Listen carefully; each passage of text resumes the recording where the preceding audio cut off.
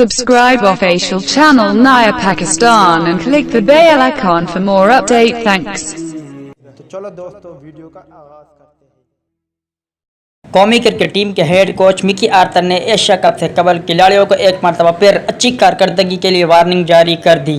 इनका कहना था कि सिर्फ वही खिलाड़ी स्क्वाड का हिस्सा हो सकते हैं जिनकी फील्डिंग अच्छी होगी।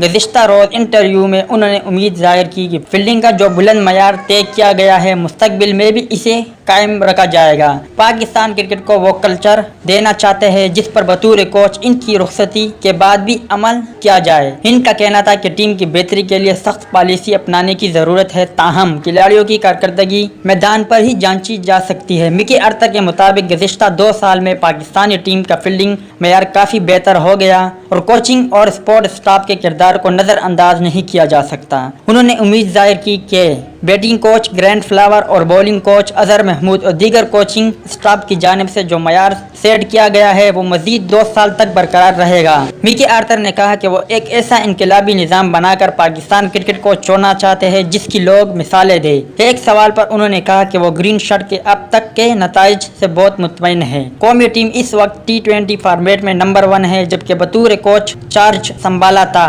इस वक्त फील्डिंग इंतहाई खराब थी और इसकी एक वजह खिलाड़ियों की नाक़ुस फिटनेस भी बनी। याद रहे कि 2016 में मिकी आर्थर के पाकिस्तानी टीम की कोचिंग संभालने के बाद ग्रीन शर्ट की फिटनेस में काफ़ी बेहतरी देखने में आई है और इसका वाज़ह सबूत तब मिला जब सरफराज 11 ने गुज़िश्ता साल चैंपियन ट्रॉफी का टाइटल अपने नाम किया। पाकिस्तान इस वक्त वनडे रैंकिंग में 5वें नंबर पर मौजूद है, जबकि T20 रैंकिंग में इसकी बादशाही कायम है। तो दोस्तों ये थी मिकी आर्थर के इंटरव्यू के हवाले से कुछ अपडेट। उम्मीद करता हूँ आपको पसंद आई होगी। इस अपडेट के मुतालिक अपनी राय का इजहार कमेंट्स बॉक्स में ज़रूर दें।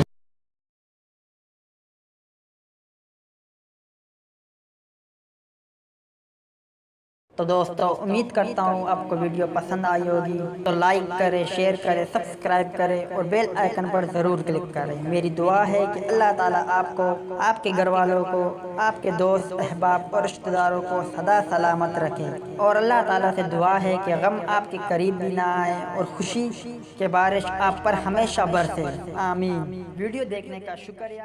अल्लाह।